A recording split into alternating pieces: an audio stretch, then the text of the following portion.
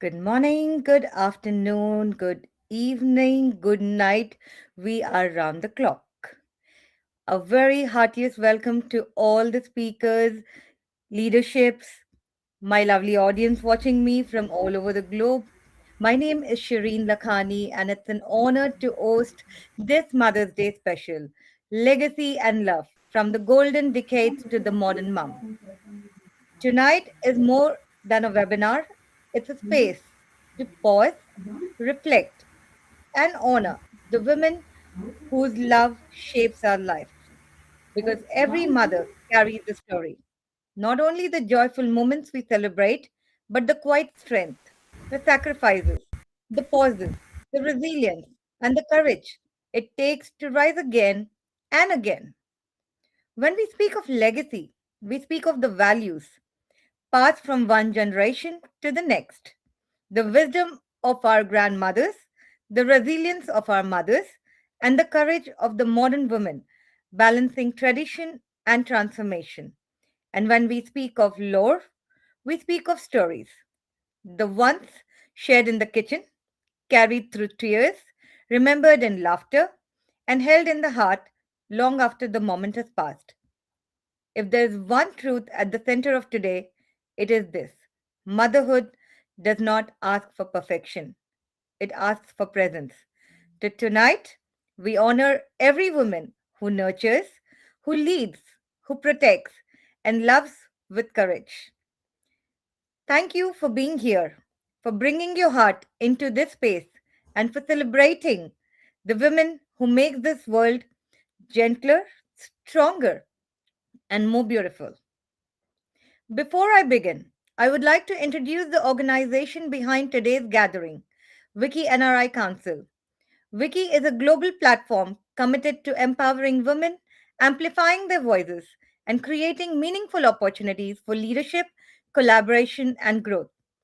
It brings together women from diverse fields with one shared mission to uplift, support, and strengthen one another. It's my honor to acknowledge our President, Dr. Anar Mehta, founder of SRISHTI Bharat Foundation, a visionary leader whose work has empowered women across continents. I would now like to invite Achila Bhupender ji, Vice President of WICCI NRI Council, Mission Director at Global Shakti Forum, and Chairperson of the Sustainable Future Foundation. Achila ji is a distinguished environmental advisor with wide international experience across Europe, Central Asia, and the UAE. Her work reflects a deep commitment to sustainability, cultural preservation, and women empowerment. So we are honored to have her with us today. Achla ji, the stage is now yours. Welcome. Namaste and warm welcome everyone to our global audience. Thank you so much, Renji, for opening this session so beautifully from Sydney. The theme Legacy and Lore from the Golden Decades to the Modern Mom is one that resonates deeply with the NRI experience. When we speak of the golden decades, we honor the ancestral wisdom. In Hindi, we call it parampara. And cultural value, we call it as a sanskar that we carry with us across borders. These are the story that ground to us. But no doubt, we also celebrate the modern mom today. Today, motherhood at a global level is no doubt less than a masterclass, someone where the harmony between preserving our Sanskriti culture and embracing the new era, new modern era, new digital AI world. When I look at the beautiful balance, people sometimes usually ask me how I separate my professional life from my family life. My answer is simple: no, I don't. For me, motherhood means integration, not separation. We all know that children are the future of our nation. But as mother, we are the one who plant the seeds. Whatever values we pour into them today are what they will carry forward to lead and protect our own country in tomorrow. This, I believe, is perhaps the greatest responsibility anyone can hold on this earth. As mothers, we are our children's first idol and first teachers. My teenage daughter see my work, watch my online event. Maybe now, maybe later on in the YouTube, whenever she open YouTube, she saw one of my video and she keep on hearing my speech.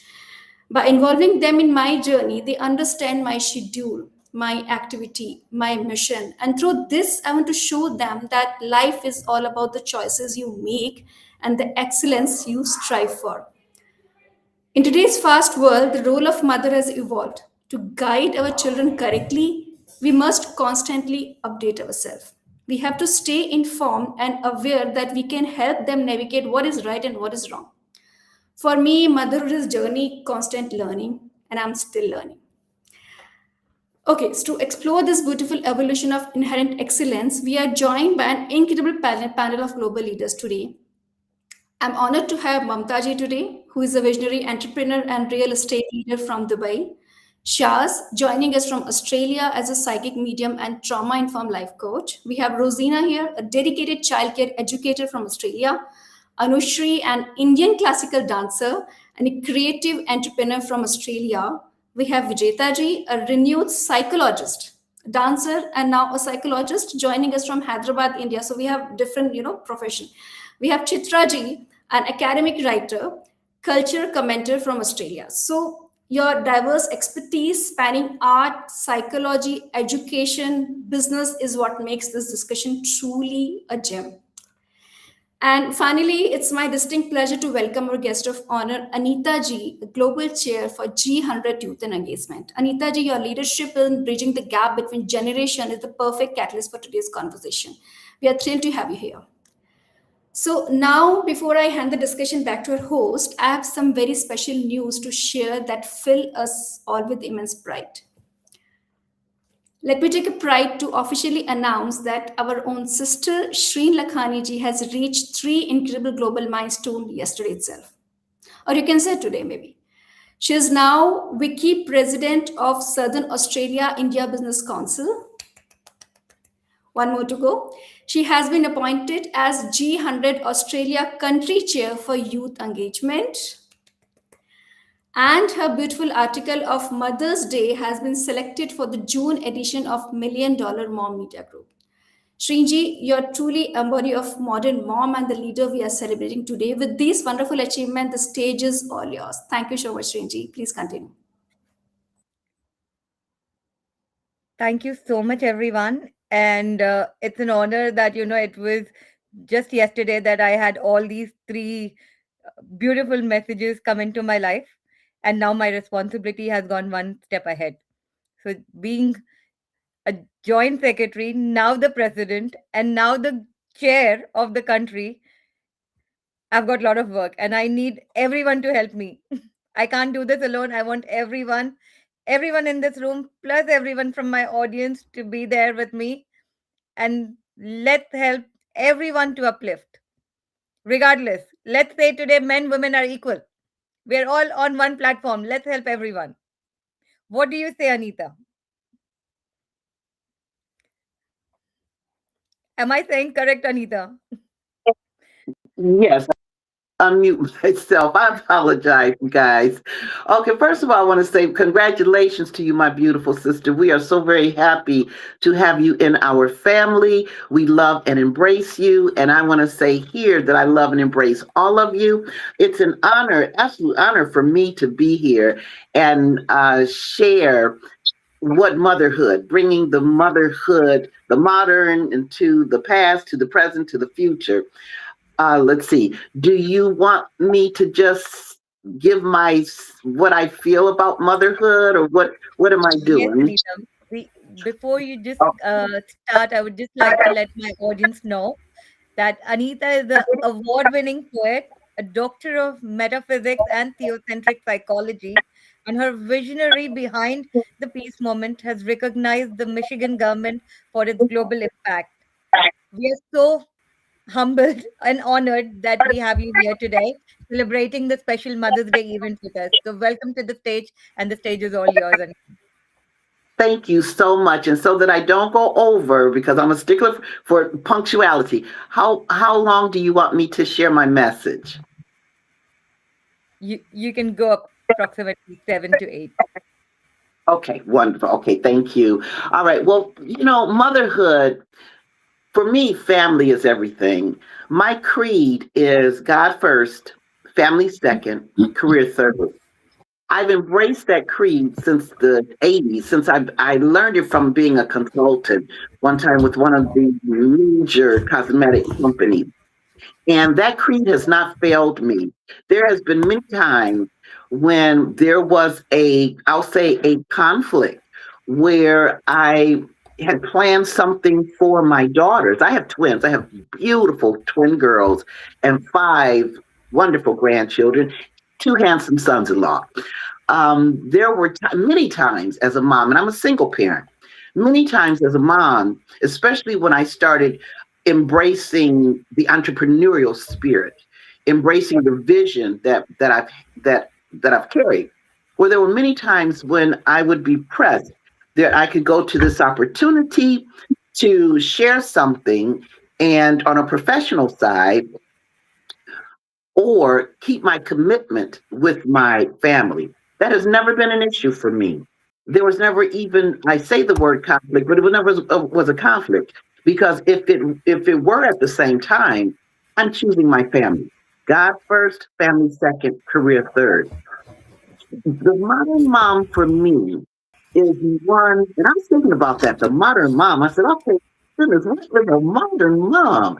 The modern mom for me is one who is wise enough to bring in the archaic, the wisdom of our ancestors, to pass on to with our youth. I remember my mother. Well, I might as well say 70, because I'll be 70 in August. My mother, she raised us, and one thing she would always say is, my job is to make sure that you are able to sustain. That's my job. And I thought that in the modern world today, for me, a modern mom would bring that, would have that ideology, that love of message to pass on to her children, and even for herself to say, I've got to make sure that I can do this for my children. Now, one, as far as what we're teaching our children, two is to really understand and come to consider, know, understand, embrace that this thing of how we think is real. This thing, how we think, is the catalyst. It is the pivotal point in how our life and Hi how everyone, I'm our lives pregnant and it feels are going to so. be. Are we okay? Achla ji, we have a technical issue. Okay. We're back on. Okay. Yeah. I was just saying how important, self-awareness. It is important that we want to teach our children how to maintain in the world, and how to navigate outside in the world.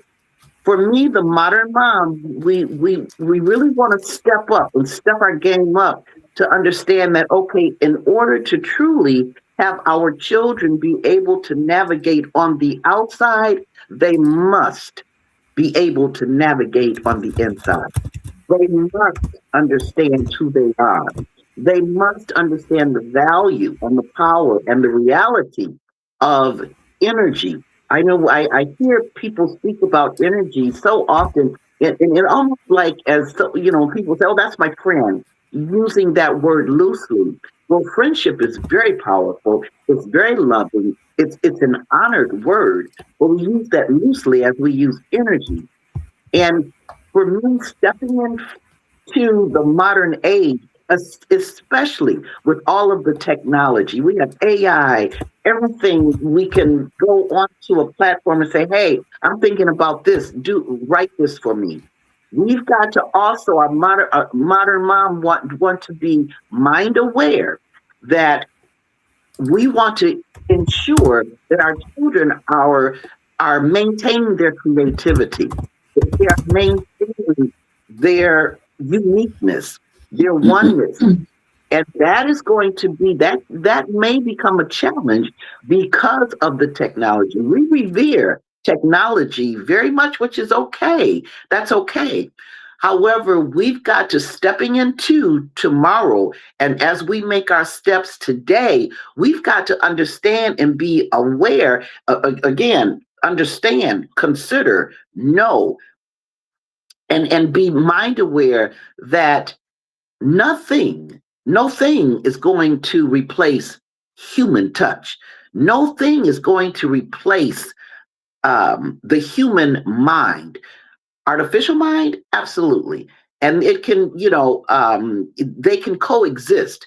But we've got to let our children know, as far as now, especially today with the cell phones and the iPhones and the technology and the games and things like that. I know here in the US or here in my sphere, my close sphere of influence, I see so many children on the phone all the time. It's just on this artificial relationships. And it's up to us, the modern mom. I don't care, however, like my daughters, they're grown with families. They're still my babies and my grandchildren. So as far as me, I say, okay, yeah, well, I've raised my children. I've done my job.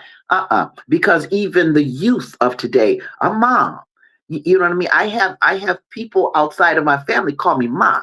So as far as me stepping into the modern today, for me, it's just so very important. Hey, know who you are. Know who you are, know your thoughts, and know that absolutely positively how you think is going to determine how your world is going to be. Love yourself. Love yourself. And also to know also there's something in you. There is something in you, my beautiful child, that is more powerful, that is more loving than anything that is out there. And truly, Udemia, happiness, joy, gratitude, and be grateful. Be grateful. I'm seeing, stepping into this modern age, I'm seeing how the lack of gratitude is heightening. And because I'm seeing a lot of this is my world or it's a me. We want to teach our children, yeah, you are this, as Copernicus said, you are the center of the universe, but so is every other beautiful soul on this planet. And we want to share with our children. We want to share with our children, like Sean Covey, his 7 habits of healthy children, win-win, sharpen that saw, sharpen that mind, understand your thoughts, be aware of your thoughts. Looking out, wanting to understand more than I want to be understood, because that's where we get into that connection. That's when we get into those relationships, those meaningful relationships, not just collaboration and not just association, but meaningful relationships. So in closing, I just want to say that us modern moms, yeah, bring in that archaic, keep that old age wisdom to pass on to our children, and also incorporate that, hey, you know what? You are special. You are beautiful. You have a right to know who you are on the inside, so that you can take care of yourself on the outside. And that's my take on it. Thank Thank you you. so much, Anita. Those words are so insightful and so heartfelt. Your presence with us today is not just an honor, it is a reminder of the power of women who lead with purpose, compassion, and clarity. You've Yeah. given us wisdom to reflect on our strength, to carry it forward, and also a renewed sense of what it means to uplift one another. On behalf Yeah. of WICCI NRI Council and everyone gathered here, we extend our heartfelt gratitude for gracing this event with your voice and your vision. Thank you so much for inspiring us today, Anita. Thank you so much. Thank you so much. Peace and blessings to all of you. Thank you. Thank you. Our next segment features someone truly special. We are going to hear from a modern mom about to have a child, and I would like to give a small intro about her. Her name is Angela Farishta. Angela is an architect with a deep love for design, creativity, and fresh ideas. Alongside her architectural journey, she has also worked in HR here in Australia, giving her a thoughtful understanding of people, culture, and the evolving workspace. She brings together creativity and compassion in everything she does. So let's hear from her. Ashla ji, can we have the video?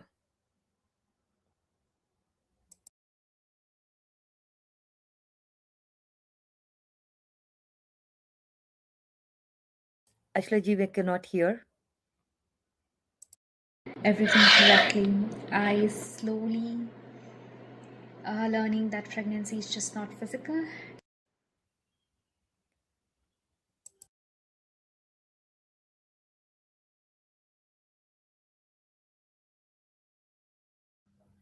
There's no volume, Ashla ji.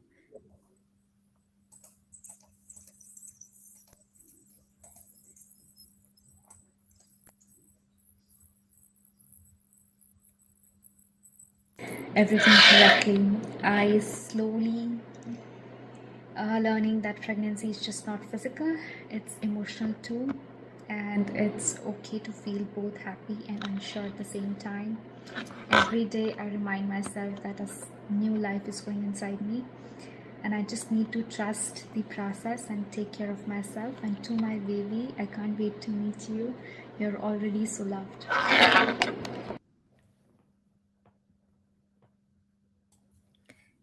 Thank you, Angela, for sharing such a tender and beautiful moment with us. There's something deeply powerful about the journey of an expecting mother, the quiet strength, the waiting, the love that grows even before the baby arrives. Your video reminds us that motherhood begins long before a child is held in our arms. It begins in our heart. We send you our love, our blessings, and our warmest wishes for this beautiful new chapter ahead. Moving forward, let's listen from our first speaker of the evening. Let me call upon Mamta ji. She is an inspiring entrepreneur, founder and owner of Key to Success Real Estate in Dubai, a leading brokerage and advisory firm specializing in property investment and investor visas in the UAE. Many also know her as Travel with Mamta, a dynamic lifestyle and travel influencer with a strong global following. Before her steps into real estate, Mamta has made her remarkable career with Etihad Airways as a cabin crew member, a flight manager, and a safety trainer. We welcome you, Mamta ji, on the stage. The stage is all yours. Thank you. Thank you so much, Shireen, for a wonderful introduction. And thank you, everyone, for joining us. And it's always lovely to be part of, this beautiful conversations and heart to heart conversations with all of you. So, as Shireen mentioned, that I have moved recently towards real estate.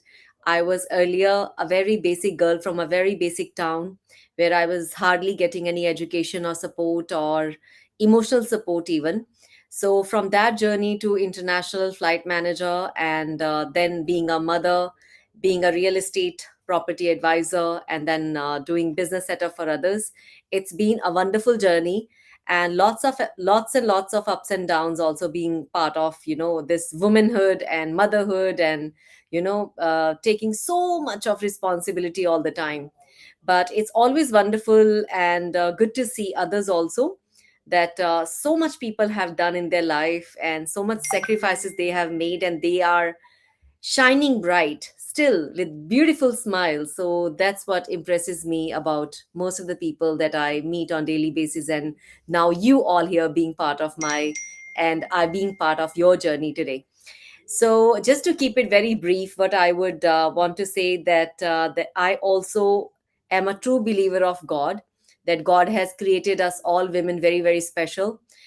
Talking about the mothers we had in the past and now being the mothers we are today, I think day by day it has become more and more difficult for us to manage, because nowadays children have a lot of Please distraction go in for it. their hand, which is Hi, my name is phones, Menon. laptops. I have two lovely kids. One is all.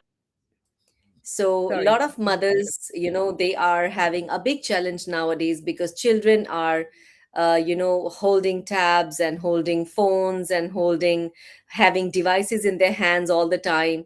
And mothers being mothers, doing multitasking all the time, taking care of their businesses, taking care of the family, taking care of many other aspects in life. Sometimes it's hard as a mother to balance all. But I think that's where our beauty of multitasking kicks in, where we all like, we can do it and we do it no matter how much pain we carry inside, but we beautifully, fulfill all our duties with a smile on our face, faking it till we make it, actually. So, this is what I have done all my life as well. I would love to share one experience. I was flying for Etihad Airways, and in 9 years of my career, I got pregnant and I was asked to resign. That was the most painful moment of my life as a new, becoming mother. That today I heard the story, that I mean, I got the news that I'm getting pregnant, I got pregnant, and they're asking me to leave. So that was the first experience of me when I was going to be a mother, that I lost my job. It was really a sad moment for me, but on the other hand, then I told myself, you're becoming a mother, you should cherish that. So that was the first time when I felt the happiness and the sad moments at the same time, but I handled it very well. After 9 years, after giving birth to my child, I again worked very hard. I got the job back as a flight manager in Etihad Airways after a year and a half of hard work. And that's when I really truly got to know my power as a woman, that nothing is impossible. I lost something because of a reason, and after that I got it back with my hard work. So I truly believe every woman has that power in them, that if they really want to do something, they are able to do it. I know we all go through those ups and downs and emotional traumas, but we also know within us that we are able to kind of, again, put us together and kind of hold on to the pain, and then, again, smile somehow. And I have truly experienced all of that. Once again, during Corona, I again lost my job in Etihad Airways, where I was working as a flight manager and safety trainer. Once again, the challenge was there because my son used to see me crying and sad all the time. But then again, I had to tell myself, no, this is not the end. You can do more. And then I started my influencer journey, and I gained around 6 million followers I am having on entire social media. And then I felt, what? If I can do so much as a mother, as a wife, as a woman, why not to stretch it more and do something extra? And then I opened my real estate company as well. So, through all these experiences of my life, I learned that women can do anything and everything. And as a mother, I don't know, you have something special in you to carry. You can, I don't know, it's unbelievable energy you carry as a mother. You just have to recognize it, and as you all been saying, empowering each other, helping each other. Now, how I help other women? I have a channel. I speak sometime truly from my heart, my examples, my journeys, some motivational small lines. And I feel not always giving money is a help. Even a few words of your life can change someone's life. So I have, maybe through my channel, through some of my videos, I've been able to change people's life. Maybe, maybe not. And with the blessings of God, many girls from India, they've got jobs because of some of my videos which I made for aviation some time back. How to become cabin crew, how to prepare your CV, how to sit and stand for your interviews. So I did that as well, and it really made me feel that I am worth it and I can do it. And the more people achieve through my you can say efforts, or little things that I do towards others, the more I want to do it in future, because that makes me happy. That is the real happiness. Jewelry, gold, diamonds, they're all materialistic, but making someone smile and someone has a job because of you, I think that is the biggest thing that you can ever achieve in life. Truly, I feel blessed that I am, God's child, that I am doing that. So, being a mother, my journey's been like this, like any other mother. I'm sure all mothers have gone through so much, goods, bads, emotional, sentimental days, and but we pull ourselves, very strong. We are somewhere here, we are somewhere there, but it's okay. We are managing very well. So I'm really happy to be part of this, and thank you so much once again, Shireen. Handing over to you. Thank you so much, Mamta, for sharing your inspiring journey with us. Your story is a powerful reminder that reinvention is possible at any stage of life, whether it is in the sky, or in the business, or in leadership. You reflect courage, discipline, and heart. So thank you for reminding every woman that ambition and care can exist side by side. Thank you so much, Mamta. Thank you for accepting the invitation and being here today. Means a lot to Thank you, me. Shireen. Thank you, WCCI team. Really loved being here, and I was having meetings after meetings, but I so wanted to make this time to come and say hi to all of you. Thank you, So Mamta thank ji. you once Thank again. you. Thank you once again. Moving forward, up next, we have Tina Sharma, an early childhood educator who brings warmth, Sorry, patience. Shrinji, 1 minute. Can we just go with the next speaker because there's some internet issue.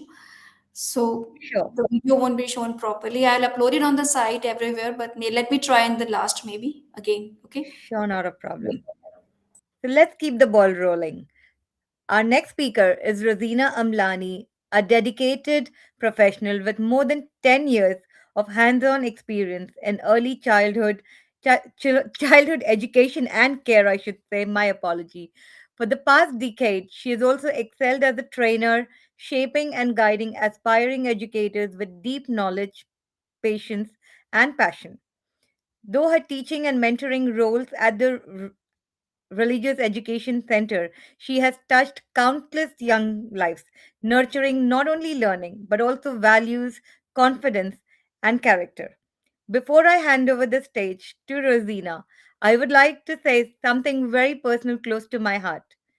Rosina has not only been an educator and mentor to many, she has been a role model, my motivation, and one of my greatest sources of confidence throughout my journey in Australia. From arriving here as an international student to stepping into a leadership role today, she has been a guiding light in my life. I welcome you here, Rosina, today, and the stage is all yours.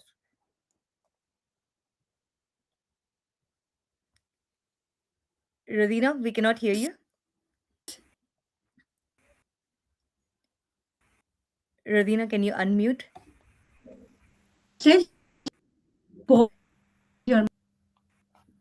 Rozina ji is unmuted already. Yeah. Yeah, we cannot hear you. Let me check one more time. There's some net. Yeah, yeah. It's unmuted from my side. No worries. Mute, yeah. Rozina ji, can you hear us?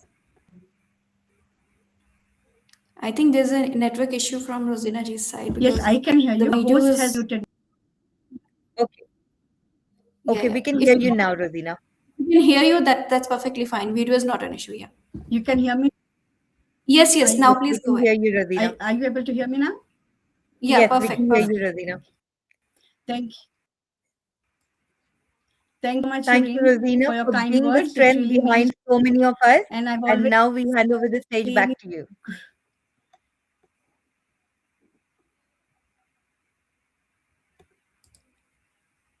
I always think seen you we still grow. have some network. And are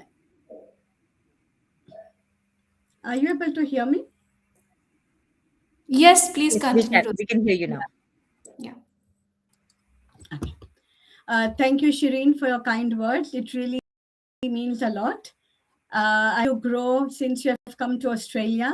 Contribution that you make, uh, across globally, it really means, and I'm to see that the contribution that you have done, and we are part of it. And we hope and we pray that you really reach the heights, and may all your dreams and you get a lot of success in your career and your life. To begin with, I would like to wish Happy Mother's Day to everyone, and thank you for having me here today. As a childcare educator and a mother who has been blessed with a child after 10 years, I feel privileged to witness the beautiful evolution of parenting across generations. Although parenting styles may have changed over time, but one thing has always been the same.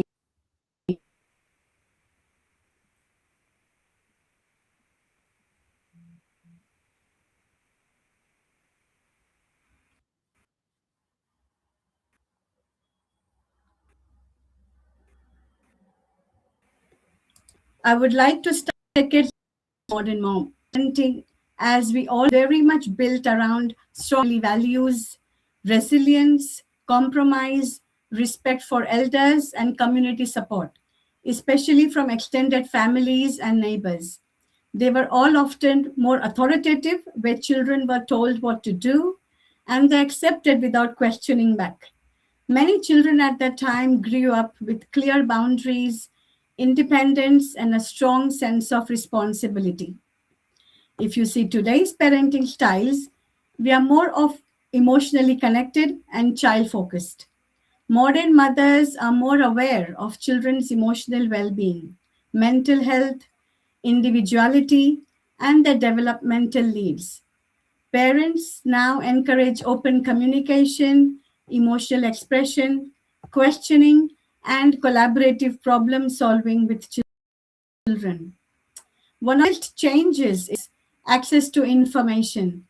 Parents today are constantly learning through researching, talking to experts, social media platform, of course. Earlier the generations, the parents were very much worried about physical safety of their children.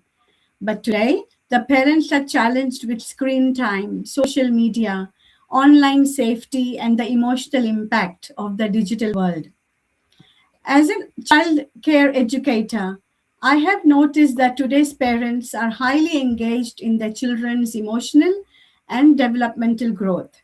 They ask questions, they seek collaboration, and they really want to understand how to support their child holistically. In the current time when I work in the center as a trainer, we see at schools that we see high number of parental involvement on a regular basis. And we witness the attendance in the meetings from both the parents. Versus in the past, it was just the mother who was mainly responsible to meet the child's needs in terms of health and education. So, to sum up, I would say that every generation of mothers has parented with love and sacrifice. Every parent simply wants their child to feel safe, loved, and prepared for life. However, I would like to share that some important emotional needs of children in the digital age today. Even though children today are growing up in a highly digital world, their emotional needs are actually very timeless. Whether it was past or in future, children still need to feel safe, be seen, heard, and loved. In this digital age, I believe one of the biggest emotional needs of children is a genuine human connection. Children need adults who listen to them, make eye contact, spend uninterrupted time with them, play games with them, and help them feel valued beyond screens and devices. Another important need is emotional security. Children are exposed to so much information very quickly at now, which can sometimes create anxiety, overstimulation, or confusion. They need calm, predictable relationships and routines where they feel protected and understood. I would like to share an example. Have you heard or seen parents in a situation when they are challenged with their child's behavior or not listening to them? And the parents say, listen to me or sleep quickly, eat quickly, otherwise police will come and take you. Do you think the child is feeling emotionally secure with that statement?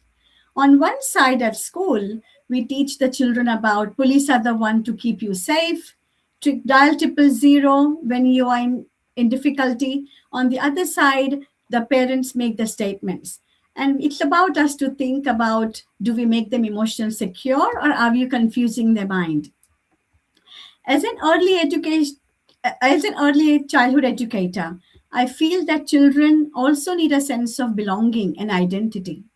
They need to grow up with a trust that they are accepted for who they are, not for their achievements or appearance, but without being judged or compared with their siblings or friends. And finally, children need opportunities to play, communicate, and build real life relationships. Many children can use technology confidently now, but they still need help understanding feelings, managing frustrations, building resilience, and developing empathy. As a parents, we play a key role in modeling respectful communication and emotional regulation. As educators and parents, our role is not to remove technology completely, but to make sure that connection always comes before correction and relationships always come before screens. Just few words from others how to balance nurturing and encouraging independence in their children. I believe that nurturing and independence actually go hand in hand. Children become independent when they first feel emotionally secure. As mothers, we naturally want to protect, support, and guide our children. But at the same time, children also need opportunities to develop confidence, resilience, problem solving skills, sense of capability, and make choices. In early childhood education, we often talk about the term scaffolding. This is a concept from Russian psychologist Vygotsky. Scaffolding means when the adults support the children just enough to help them succeed, and then gradually they step back and the child gains confidence and skills. To give an example, that when the child is young, we teach the children how to tie shoelace. So, as an adult, rather than just putting the shoes on for a child till the age of 5, how about you teach them in the small steps? Encourage them, give them opportunity, and to practice the skills and always motivate them for what they are doing. It's also important to allow children take age appropriate responsibilities, whether it could be packing their bags, solving small problems, making choices, help with daily chores like set up the dinner table or learning from mistakes. Sometimes, as parents, it can be quicker to do things for children, but instead, guide them and encourage them. Avoid stepping too quickly. This will give them opportunities to gain independence, self esteem, and responsibilities. I would like to give an example. Whenever in the childcare center we see a toddler who's trying to eat pasta or rice with their hands, and we see that parents sometimes, because they don't want too much mess in the house, they want to feed the child in 10-15 minutes. But instead, give them opportunity. It's okay if they make a mess. Allow them to eat with their hands. That's completely fine, because that's how they will get confidence and be able to learn that skills. According to me, the goal of parenting is not to make children dependent on us forever, but to raise confident individuals who know that they are always loved and supported. Thank you. Thank you so much, Rozina, for your beautiful, insightful words. Your dedication to children, your love for education, and your nurturing confidence shine through every role you hold. And on a personal note, thank you for believing in me. Some people teach with words, others teach by the way they live. And you have done both in my life. So thank you so much. Thank you. Thank you, Shirin. Moving forward, let me welcome Anushree Menon, a disruptor, an empath, a creative entrepreneur with a background in psychology, fine arts, and entrepreneurship. Anushree works the intersection of creativity, emotional intelligence, and child development. She is the director and principal instructor at Girshri Dance Academy, teaching Bharatnatyam theory and Sanskrit shlokas. She is also a member of CID Paris under the UNESCO umbrella and is currently training to become dance movement therapy practitioner. We welcome you on stage, Anushree. The stage is all yours.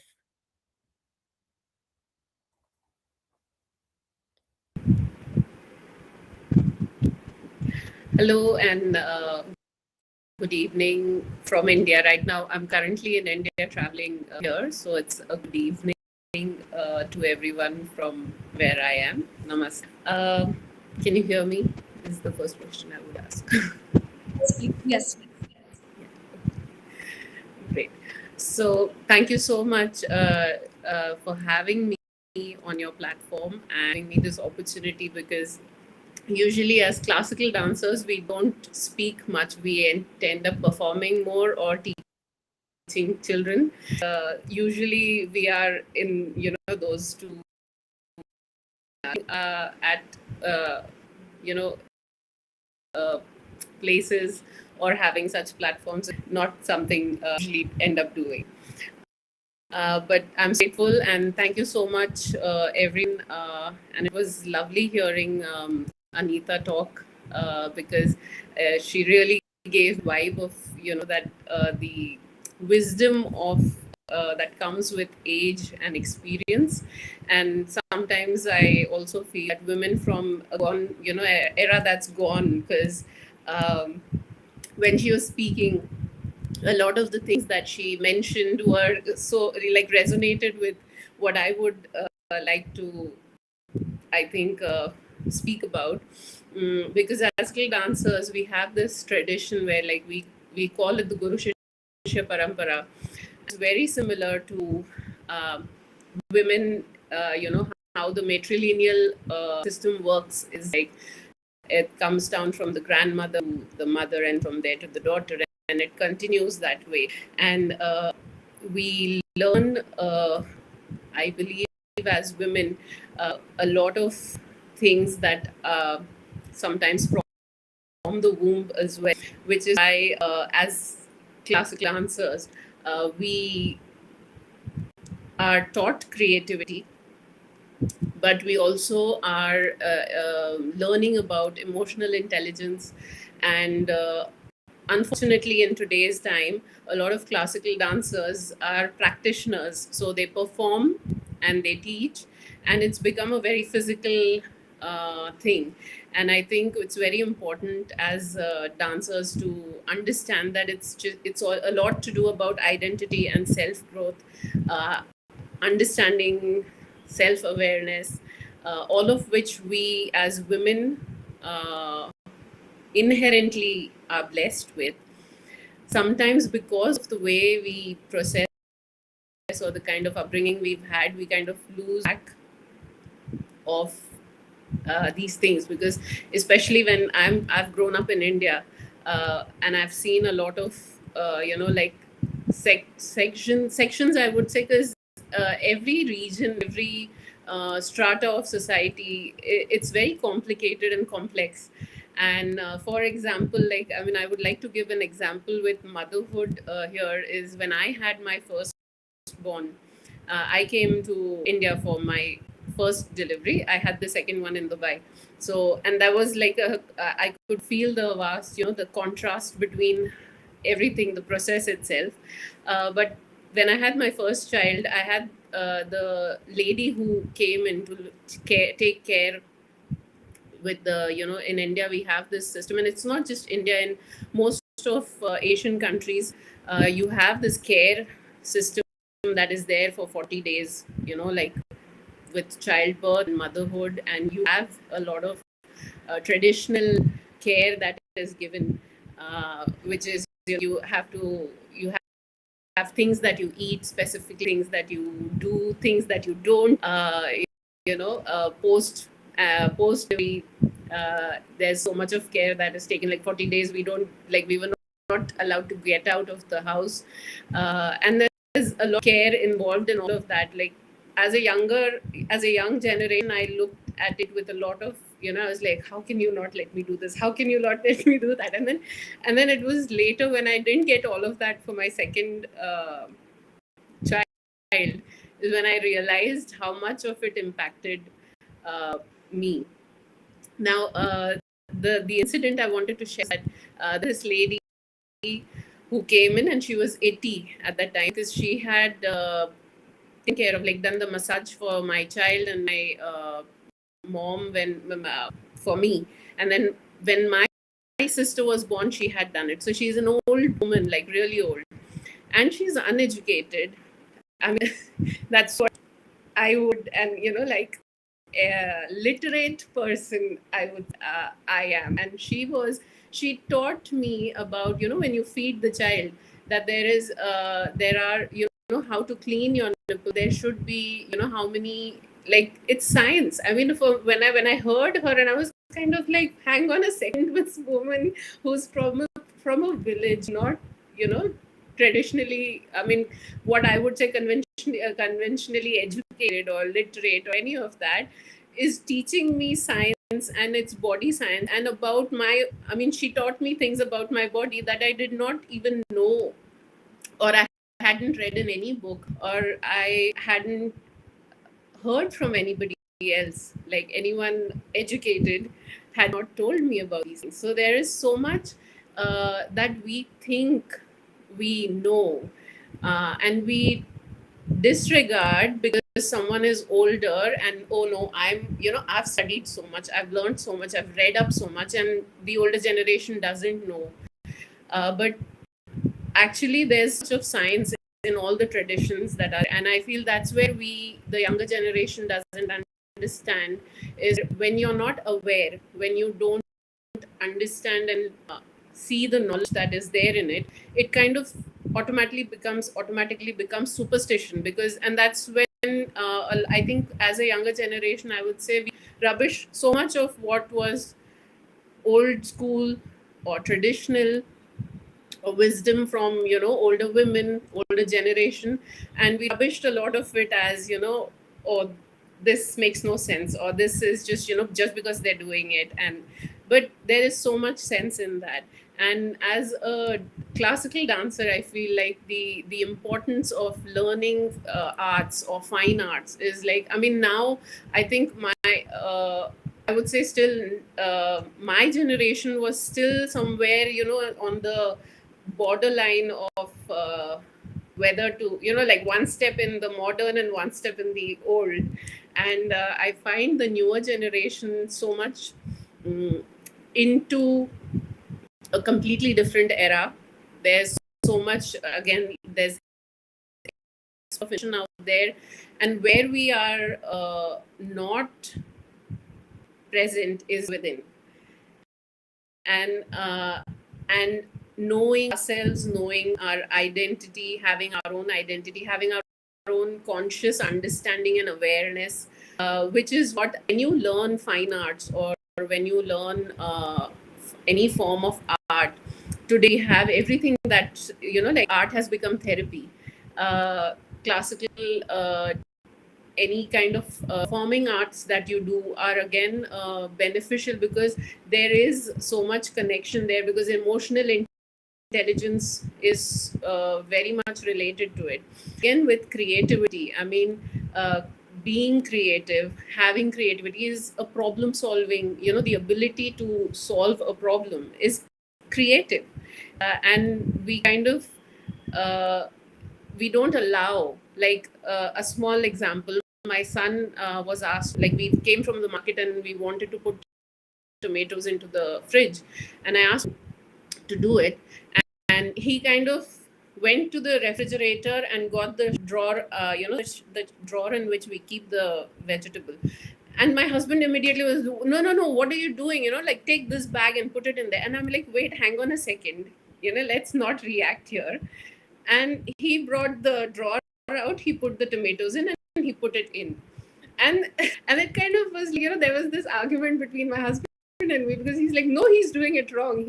And I'm like, oh, wait, he's doing it in his own way. Like, it's his creative way, that it's his individual, independent thing, and there's nothing wrong with it. I mean, we are so, our generation was one where we were told something, and a lot of times we followed through. Although I wasn't that creature, I always had questions. I mean, I would always ask why. Tell me why I need to do something.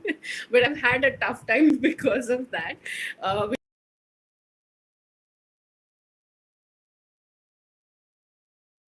Which is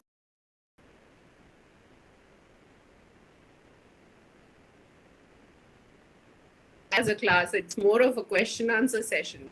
So, but that's the thing, like the beauty of creativity. And the other thing I would, as a creative person, like to mention here is that, having a creative mindset and having creativity helps you, because is something like you can have ideas.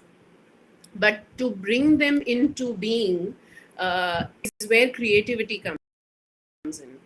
And that is how. And mother again is very you know symbolic here, because as women we create and we nurture, and it's not just motherhood, because sometimes you don't just to a child that not need the definition of being a nurturer. I would say all mothers are nurturers, but there are a lot of nurturers who are not mothers. I mean, there are a lot of people. So I think creativity as such, I would say, is the essence of everything. And trying to balance is one thing where when you are a creative person, you also learn how to balance. And so yeah, there are I think I can go for a very very long time, but I think I'm already short of so I'm going to finish with saying that I think uh, arts and fine arts and creativity is very important, and emotional intelligence is where everything comes together. And as women, I do work with a lot of people who go through traumatic experiences as well. So I find that we lose our own self-worth, we lose ourselves, we lose our identity when we don't know who we are. And that's where we need to find ourselves, and identity has to be there, value has to be there, and that's when you be the light, and then you can share your. And I think I'm going to close with that.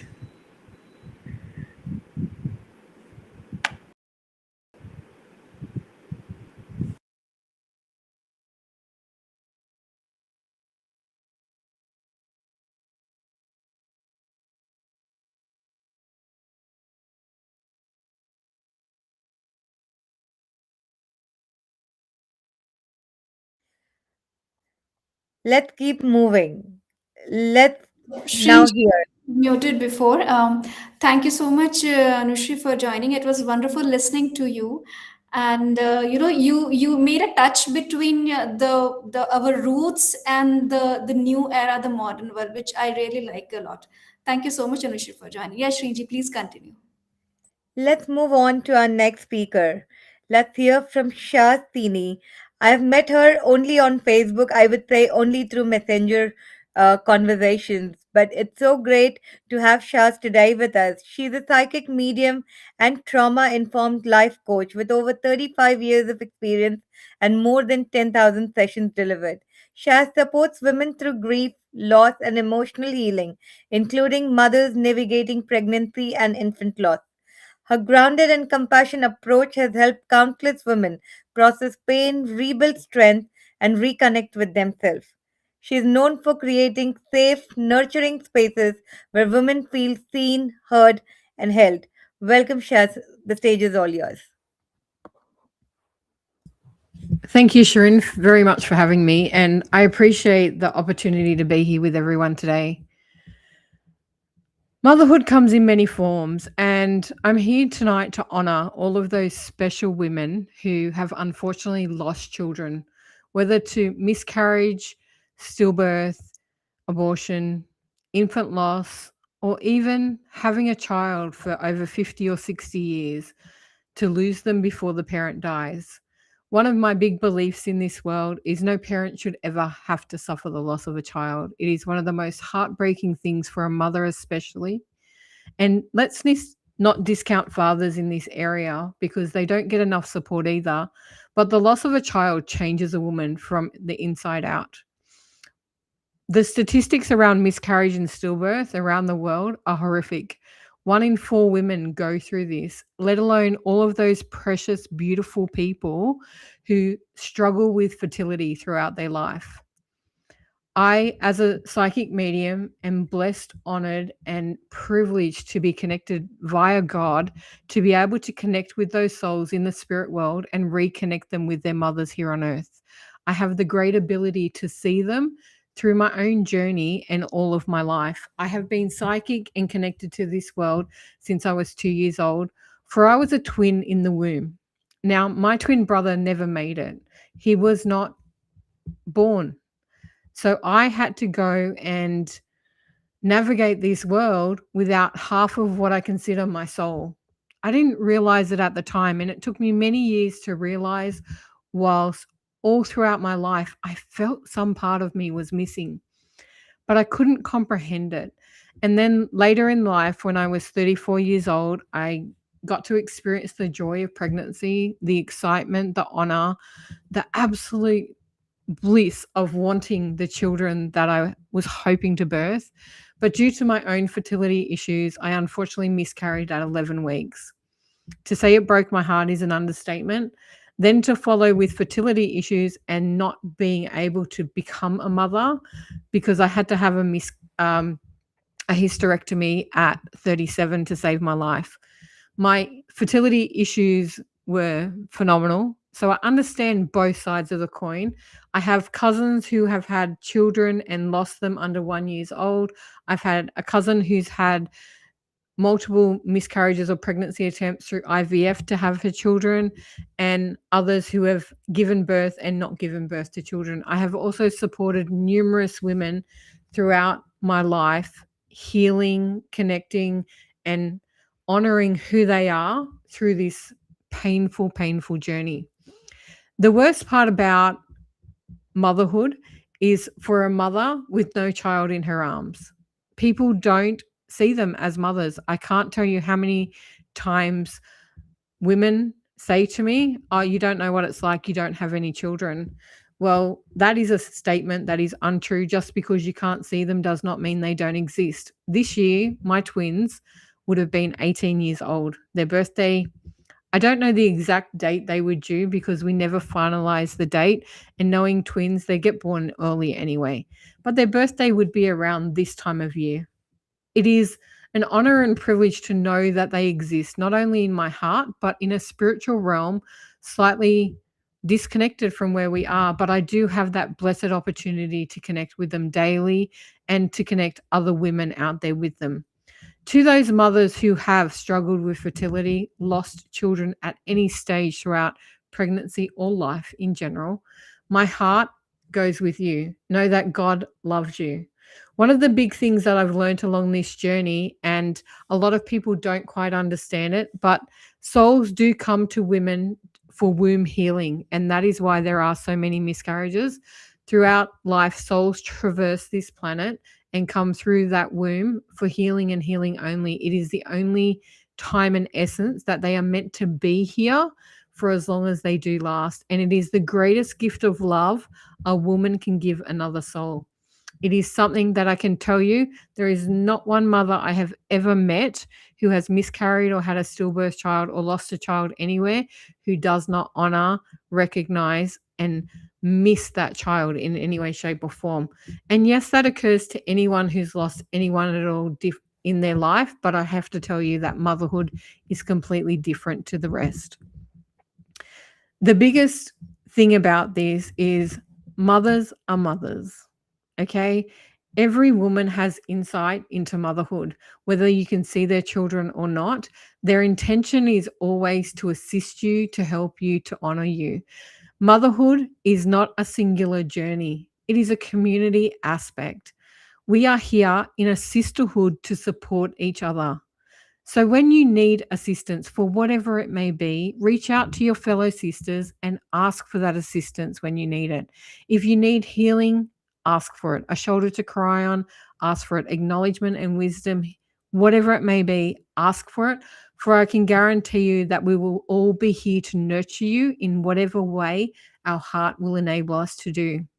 To any mother out there who is struggling with grief, with that loss, or the disconnection of not knowing enough about their missing child, please know you can reach out, you can find ways to communicate with them, and that they are always with you wherever you are. Their love for you will continue until the day that one day, God willing, you will meet again. I know it will happen with or without any doubt. There is no doubt whatsoever that the reconciliation happens, for I've seen it so many, many times. But I need you to know and believe that your journey, your sacrifice has been worth every essence of who you are.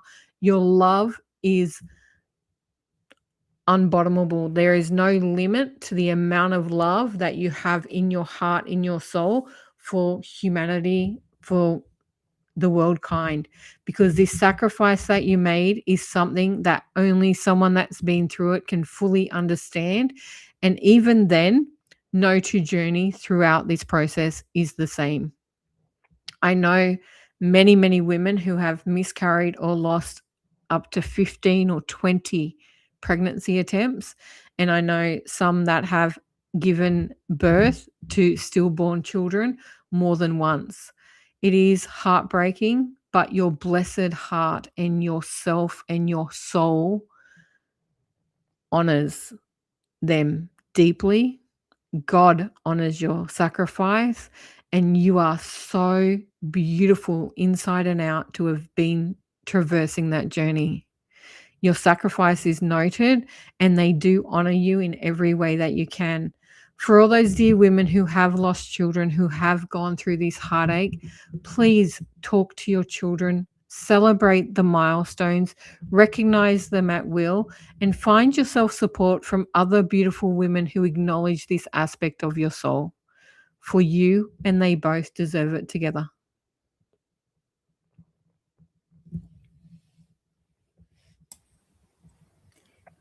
Thank you, Shaz. Thank you for sharing such a powerful, deeply compassionate message. You remind us that emotional pain deserves gentleness, grief deserves honor, and healing deserves space.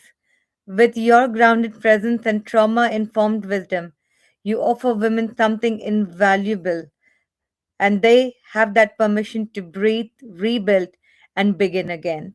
Thank you, Shaz. Really means a lot and a great, great thing which you're doing. Thank you so much.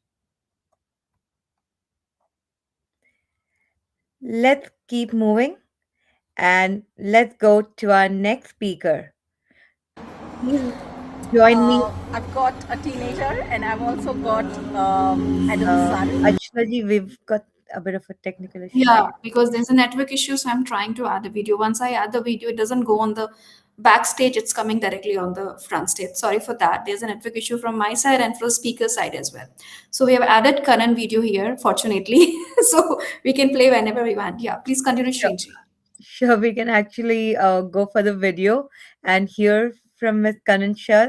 Just before we go through, I'll just give you a small intro about her. She's also a dance teacher, teaches Bollywood fusions and Bharatnatyam as well. She holds a PhD in pharmacy and is also an Ayurvedic lifestyle consultant. So let's go forward and hear from Kanan.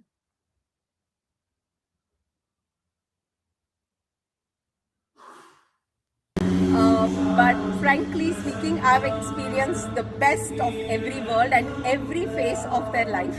Like even when they were a newborn, to a toddler, to a preteen, to a teen, I have thoroughly enjoyed every phase of life, the ups and downs of everything.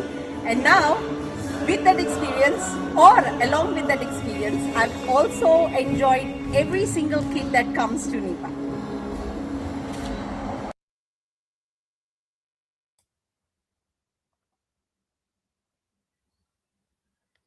Thank you, Dr. Kannan, for sharing such a heartful reflection. Through dance, culture, and values, Dr. Kannan gives children not only confidence but also identity and belonging. Her influence goes far beyond her performance. You help shape character and discipline and pride the kids to be what they are today. So, moving with that ahead, let's go and hear to our fifth speaker. Let me take the pride in welcoming Vijeta Asthana. She is a psychology professional dedicated to mental well being emotional resilience, and holistic healing. With experience working with students, families, educators, and defense personnel, Vijeta brings a deep understanding of human behavior and emotional balance. So let's welcome Vijeta without any further help. Vijeta, stage is all yours. Thank you, and thank you for having me here. I think hearing so many speakers, I think I'm at the right forum to be able to share a little bits that I can think of in this conversation that we've been having about Vijeta, we cannot how see you. We have a bit of a difficulty watching your camera. Can you please switch on your camera? camera is on. I'm not sure. We cannot see you.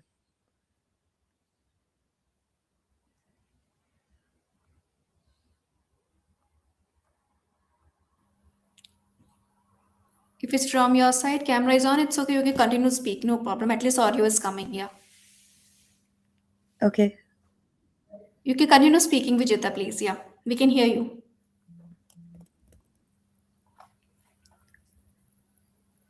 Vijeta, can you hear me?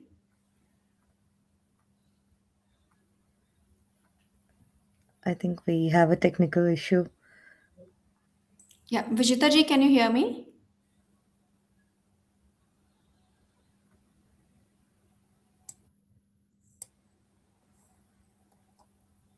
I think we have a network issue.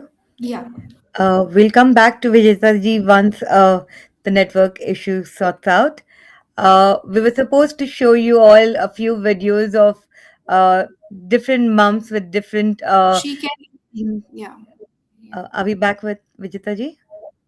Um, Vijeta ji, can you hear us? please unmute yourself, Vijeta ji. Okay. She can hear us, but we are not able to hear. Yeah. I'm still trying to add videos. Okay, 1 minute. Let me try to Hi, add videos. I'm Pooja, and I am a mom of a teenager.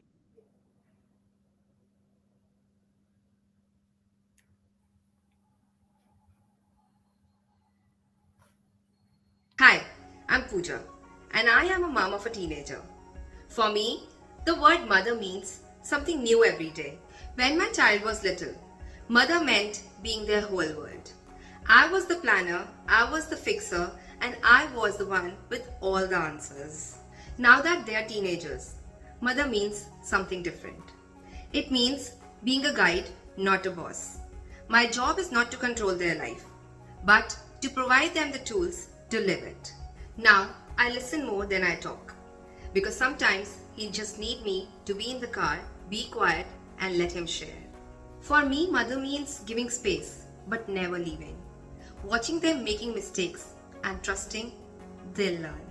It is being proud of the person they are becoming, even when we don't always agree. Most of all, mother means their safe place. The world can be loud and hard for teenagers. I just want my home, my love to be the place where they can rest. No judgment, just love. So that's what mother means to me. Loving them enough to let them grow.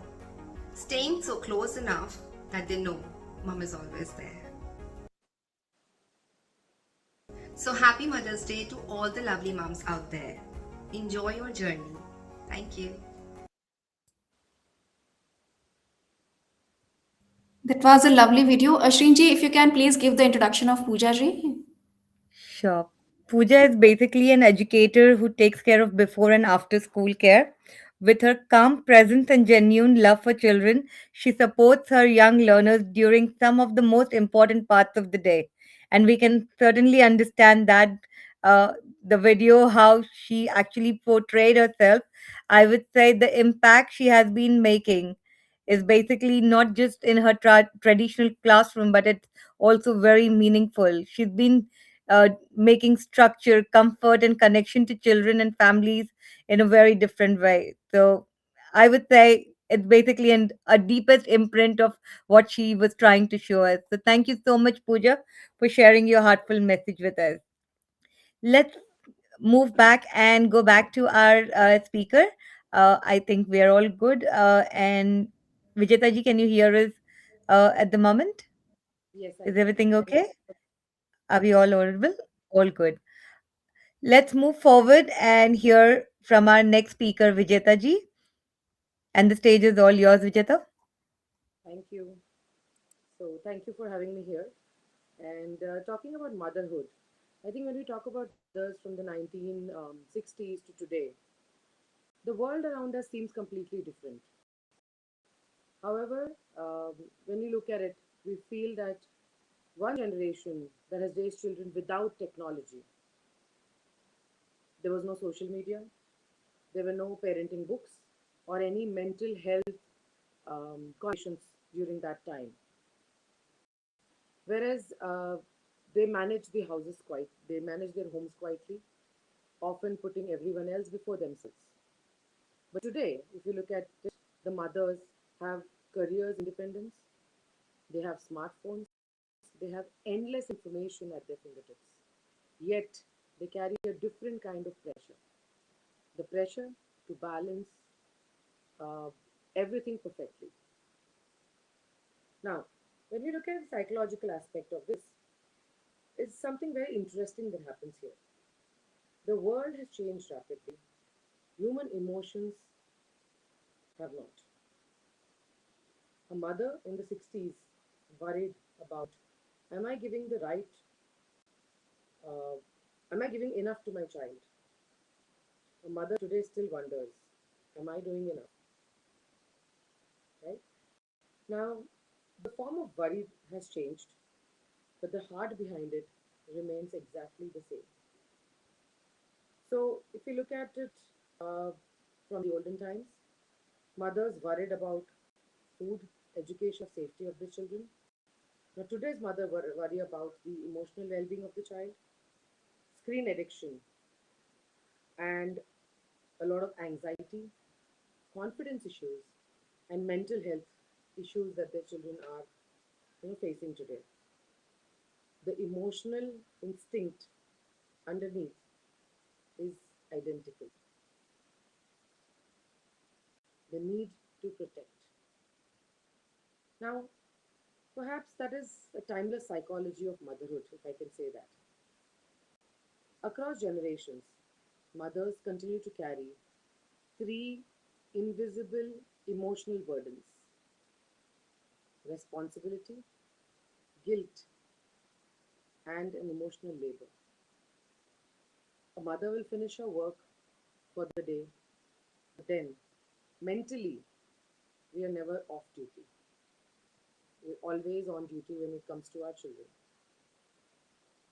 A mother will remember about the school projects of the children, any family tensions that are pending, any medicines that have to be given to somebody, moods about their children, any unfinished conversations that have happened.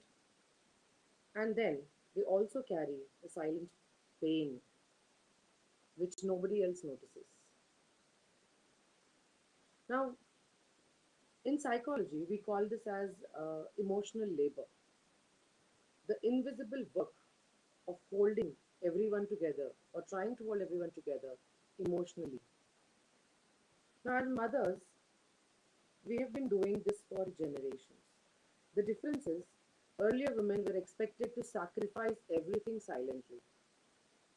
But today, women are expected to manage everything gracefully, and that creates a very um, modern psychological pressure, I can say, right? The pressure to appear perfect. But then, today's mother is expected to also be emotionally available, very patient, financially aware, successful, at the same time maintaining their physical health, and being socially active as well as mentally strong.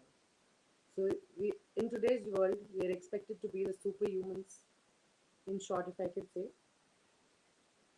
And somewhere in this race, women quietly ask themselves, when do I get time to breathe for myself? Now, if I have to talk about the painful part that mothers across generations often carry, is the guilt. No matter what they do, if the world earlier, if they worked earlier, they would feel guilty about it before leaving home. If they stayed at home, they would wonder if they had lost themselves. Even today, the story is very similar. If a mother works, she feels guilty. If a mother takes rest, she feels guilty. If a mother loses her patient, she feels guilty. Sometimes even taking care of herself feels like selfishness. Now, it all depends that despite doing all this, as mothers, continue to love in an extraordinary way that nobody can ever think of. We've seen it all through generations. Every generation, I think we can look at it and we can identify these similar traits. Yet, a mother is seen eating at the end after everyone finishes, pretending that she's fine even when she is exhausted totally. At the same time, staying awake until the child reaches home, even though the child is old enough, to be able to take care of themselves. Mother will remember everybody's needs while forgetting her own. Now, these things may feel small, but psychologically, they represent something very profound. The mother's identity becomes deeply tied to caring for others. And that is beautiful, but it can also become emotionally very heavy. So if you look at the emotional aspect here, because if somewhere the woman is losing themselves, and from the very beginning a mother is taught or a woman is taught that a good mother is only the person who is able to make sacrifices, leaving herself or ignoring herself completely. But if you look at the psychology part of it, psychology teaches us that teaches us something very important here. That children do not need perfect mothers. They actually need emotionally safe mothers. The child will not remember how many meals you made or what was the special dish that you served them in. Rather, they will remember, was my mother available when I was feeling scared? Did I feel heard? Did I feel accepted even when I failed? So this emotional safety shapes the child far more deeply than perfection ever can. So emotional safety begins at home with the mother, and this can only happen when the mother feels emotionally well. So if I have to say that in motherhood, even though motherhood is slowly evolving, not because of love, but because mothers have always loved deeply, but in awareness. So today, women are beginning to understand that caring for themselves is not being selfish anymore. It's more about being available emotionally. Taking rest is not a sign of laziness. Asking for help is not weakness. And having emotions does not make them bad mothers. A psychological healthy mother is not one who never struggles, but she's the one who allows herself to remain more human. So one can say as a mother that I am tired, I need support, I need help, and I matter too. Because emotionally healthy mothers do not raise perfect children, but they raise emotionally secure and resilient human beings. So yes, society has changed from the 1960s till today. Houses have changed. There's technology that has changed. But parenting styles also have changed. But sometimes, some things that remain beautifully unchanged. Mother still worries before everyone. before everyone sleeps. She still carries the pain silently sometimes. She notices what nobody else does and still loves in ways that cannot be measured. And perhaps, I think that is the beauty of motherhood. Generations change, the world changes, but a mother's emotional heartbeat remains timeless. Thank you. Thank you, Vijeta, for sharing such a thoughtful and grounding perspective. Your work reminds us that the mental wellness is not only about coping, it is about awareness, balance, and giving ourselves permission to grow. Your message is both timely and also deeply needed. Thank you so much once again, Vijeta. Now, before we head towards our vote of thanks and towards the end of the day for today, I would like to share a few things which basically I wanted to portray using a video, but then we had a bit of a network issue, so we could not. But I would actually say something about that video, and I would truly share that with each one of you on the group, or we would share it on the Wiki NRI channel. And I would literally want all of you to see that and give us your feedback of what exactly you think, because we would like to know what exactly does that video inbuilt or bring about a feeling in you. So let me say that because of that video, I'm here.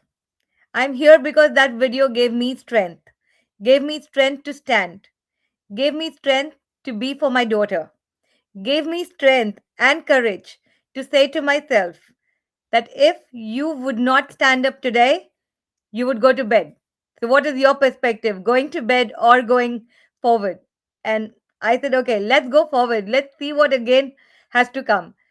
Trouble has already come. So, why not ask the trouble to go away in another way? Why not give trouble a big trouble? So, it's always said trouble, trouble, trouble till trouble troubles you. If you trouble, the trouble will trouble you. So, why not challenge ourselves and say that we can do each and everything? So before I finish up with myself, I would like to get Achla ji back on the stage for vote of thanks. Thank you so much, Ranji. After a lot of glitches, at least we did the event. I know there are a lot of ups and downs because of technical issue. We all have joined from different time zones, and the weather is different outside.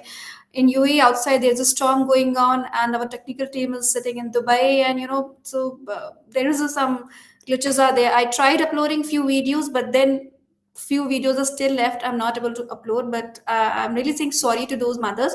But I will definitely upload on my Facebook and other on the Wiki Facebook and other pages as well. And if possible, we'll try to go live tomorrow morning again to show the video, because it takes efforts for a woman to share and express their views on a video. It's just not a video. When I make a video, I know the efforts comes behind. I have seen Anita ji's video a lot of times on the Facebook. So for her, for us, we are just looking at one video, but I know the effort to do behind the screen. It takes a lot of effort, so we truly appreciate the effort and hope so that we'll go live again tomorrow morning. I'll connect with Shriji to share the videos. So as we come to the close of this beautiful evening, morning, and beautiful day, my heart is completely full. Today we didn't just listen to the speeches, we witnessed the living, breathing tapestry of motherhood. We saw it through the eyes of mothers at every stage of life, from the tender anticipation of an expecting mother, the video, to the wisdom of those guiding teenagers and adults. Hearing all of you, your unfiltered story, we have listened Mamta ji's unfiltered stories, Anita ji's, and watching the beautiful video messages sent from different corners of the world has left us deeply moved. You open your homes, your vulnerability, and your heart to us. You reminded us that while our eras change, the language of mother's love remains the same. This evening has been masterclass for me in Samanvay, beautiful harmony of generation, and I'm profoundly grateful to everyone who made this space possible. First of all, deepest gratitude to guest of honor Anita ji. Your presence has been a true bridge between two generations, and your insight on youth engagement give us a clear roadmap for the legacy we wish to leave behind. And I wish you would have joined again. You will join again in the future as well. and will able to take a lot of advice from you.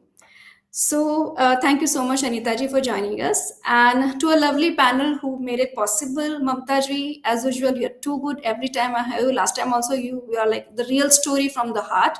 Shaz, I really like the way you express your thoughts.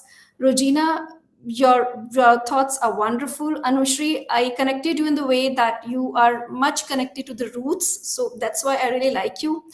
Vijeta ji, before there was some network issue, but later on when we joined, it was totally bang. And Chitra ji, apologies from all of us. I know that you tried many times from your end by job for joining this link, but there was some issue from our end, and I'm sure there's some issue from your end as well. But we really miss you, and I hope we'll be able to connect again in the future as well. So thank you for your transparency and wisdom. You have shown us that whether through art, psychology, business, or education, the essence of mother remain uniquely unequaled. I also want to extend beautiful heart, thank you, thoughtful message to the videos sent by Angela, Tina, Hetal, Dr. Kanan, Pooja, and Beena. Thank you for sharing your picture stories, love, hope, and family with us today. Special thanks to our president, Dr. Anna Mehta, for our incredible vision for creating this global platform where women can lead authenticity. Now, I want to express my deepest and most heartfelt gratitude to our Joint Secretary Shirinji, who has joined us from Sydney. You have been the absolute backbone of this entire event.